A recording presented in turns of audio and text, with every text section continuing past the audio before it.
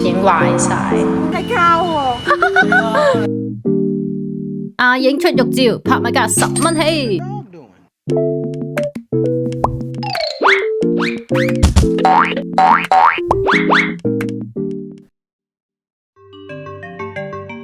以下內容將由 Amish 3人一同配音，敬請留意。冇錯，係後期配音，因為拍片嘅時候我低能撳錯掣，導致條片有一大 part 都冇咗聲，小弟對你哋唔住啊！你唔好再喊啦，啲觀眾走晒啦，我哋而家即刻去片啦。咁而家由我嚟講解今日嘅行程啦。咁首先我哋會去新北頭站嘅台北市立圖書館，之後沿路直行會去溫泉博物館，到最後啦，我哋就會去地熱谷噶啦。去完地熱谷之後，搭捷運去到淡水。首先去咗怪奇博物館同埋隔籬嘅失戀博物館先啦，之後就會全日都係行淡水老街噶啦。咁今日嘅行程大概就係咁樣。開心嘅一日由買早餐開始。哇，勁晒！呢度 call 一定係話個飯團唔好食，唔知點解唔好食，反正就一定唔好食噶啦。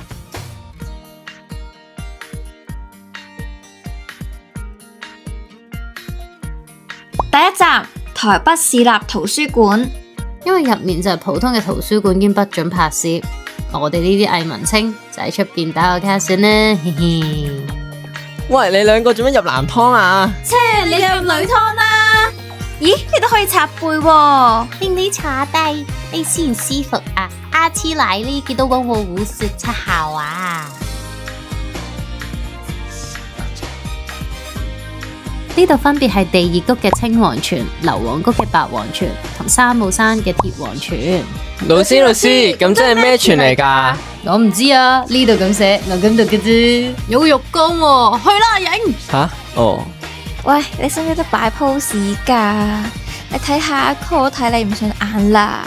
阿影出玉照，拍賣價10蚊起。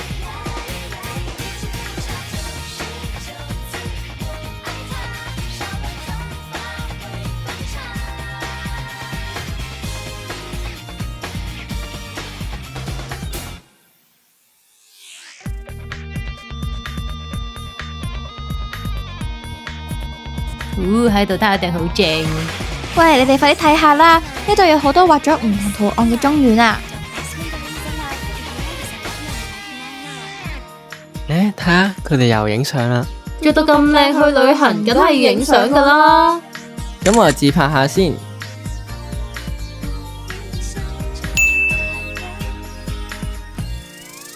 呢個風景唔錯喎。呢度就係大浴池啦，喺度浸浴嘅話呢，就一定要企喺度浸，咁就可以容納多啲人啦。而家我哋嚟到地熱谷啦。據說呢個池呢係台灣地圖嚟嘅，不過大家覺得似唔似呢？我覺得唔似啦。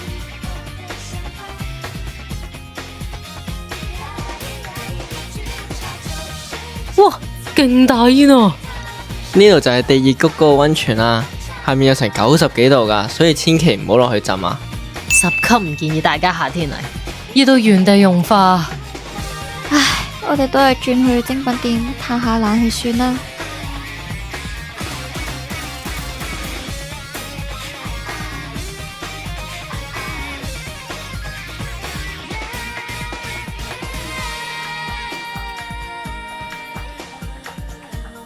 喂，呢個正喎，阿瑩。係，不如買呢個啊！老公賺大錢啊，賺完俾我使，唔錯唔錯。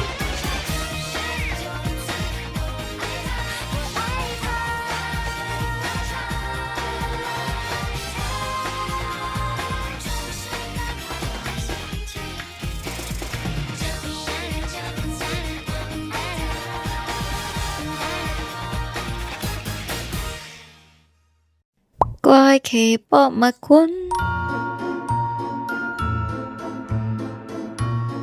狐狸啊！哇，佢個身同我隻手差唔多大啫喎。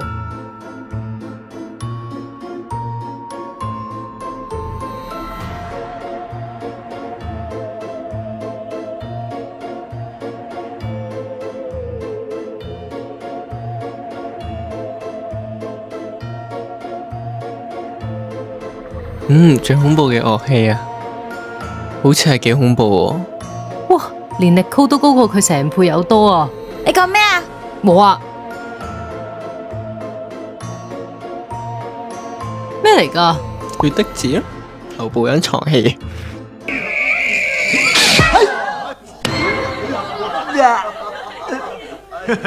你而家知道我忌廉血滴子嘅厲害咧？忌廉血滴子，掂一掂都知道你成面忌廉係整蠱之霸非常大整蠱嘅攻擊型武器之一。攞嚟做電腦 wallpaper 先。哇，難得嚟轉台灣，坐個監先。去完怪奇博物館，而家就去埋隔籬嘅失戀博物館啦。誒，我哋3個拍緊拖嘅人嚟失戀博物館做咩啊？你唔好問咁多啦，不要問，只要看。你的聲音揭開了故事的謎語，落下10000年的約定。大樹下的你，紅色圍巾，手心裡捧的分手潛台詞，仲唔係渣男語錄？恨你還是你？我們如果有一次錯過，不敢牽起你的手，我會多麼寂寞的。嗱，阿影，你返唔返到香港就睇呢鋪啦。如果可以，我想和哇，返到香港啦，返到香港啦。那天相遇，讓時間停止那一場雨，只想擁抱你在身邊的證據。過嚟啊！有嘢我哋介紹你飲一樣嘢啊！青蛙下蛋啊！青蛙蛋啊！我哋請你飲杯青蛙蛋啊！好飲噶！青蛙下蛋好好飲噶！我俾錢。好好飲嘅青蛙下蛋。咁你睇我哋飲啦。唔係因為我唔咬珍珠本身都。青蛙下蛋真係好得意噶。唔係咁你唔好咬珍珠嚟飲佢杯嘢，其他嘢啦。青蛙下蛋咯。青蛙蛋咯，因為佢嗰啲，因為佢有一粒粒嘅青蛙蛋，所以叫青蛙下蛋咯。我呢個青蛙蛋。係啊。真係㗎？你俾康寧一啖，真係一啖。你飲先啦，你飲先，你飲先。嗱，見到呢就係青蛙蛋啊！呢啲青蛙蛋咧，珍珠啊，黑糖水。青蛙下蛋咧，其實即係珍珠嘅嘢飲咯。因為咧，佢好似青蛙嘅蛋啊啲珍珠，所以就叫青蛙下蛋。所以我哋見到呢一個啦，跟住我見到咧有回喎，跟住咧佢仲要咧即係120蚊，所以我好有興趣。最後結果我哋係一人買咗一隻呢個，呢個好超得意咯，係一人一隻，其實我同阿影就，因為有水泥又唔係狐狸，掟水泥，哈哈哈，我係狐狸。好耐冇見過係真係會有聲嘅呢啲機啦，Long 嗰啲已經壞晒。已經行到而家幾點啊？已經就係7點啦。跟住咧，因為我同阿影咧揾咗一個係畫我哋個樣噶啦，咁跟住佢話要等到8點，所以我哋決定喺度食埋正餐。呢個係未肚餓，所以話唔食。呢個就係我羊肉麵，你個咩嚟㗎？總之又係素啦。飯卷，又係素卷，你食咗一次素卷。好，咁我哋開劇。食到冇士多啤梨嘅陶爐啦，因為香港啲大部分都係有。單真係士多啤梨。係啊，我兩個都唔食。我中意食士多啤梨。我係相識佢單食，所以我哋贏一士多啤梨60蚊咯，之前。好好嘅，牌子唔係好甜，所以好清爽，佢係唔流嘅甜咯，好食。由於我哋揾唔到最後結尾嘅 footage，所以我哋嗰日拍嘅片後邊全部冇晒啊！唉，呢日真係多災多難。咁我哋今日就到呢度啦，唯有係咁啦。